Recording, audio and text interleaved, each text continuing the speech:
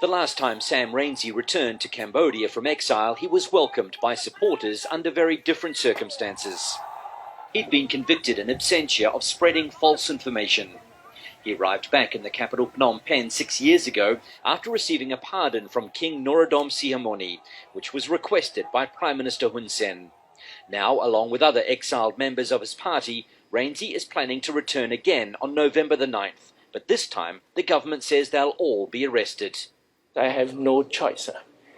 My party cannot take part in any election in the future because my party, which is the only credible opposition party, has been dissolved.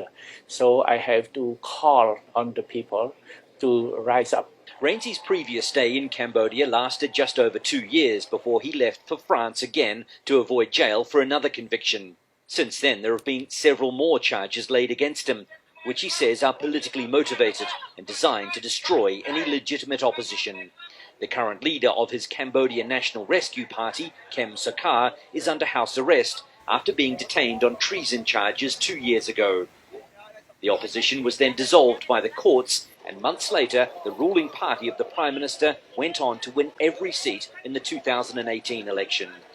The political vacuum has provoked criticism from many in the international community.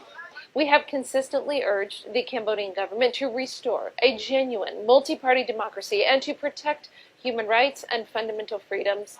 That doesn't seem to be happening. The Cambodian government describes Rainsy's call an attempted coup and is threatening to jail anyone who supports it for up to 30 years. The Cambodian government says it's sent arrest warrants for Sam Rainsy to all other Southeast Asian nations in case he tries to travel through another country on his way back to Cambodia. Government authorities here in Thailand say they've received no such notification.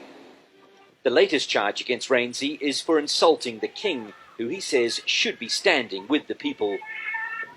What is important is freedom of expression, and most of the Cambodian people now realize that we have a powerless king who is actually a puppet for the dictator Hun Sen.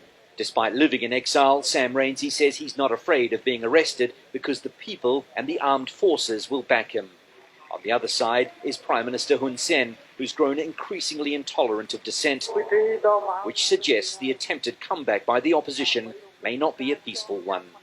Wayne Hay, Al Jazeera, Bangkok.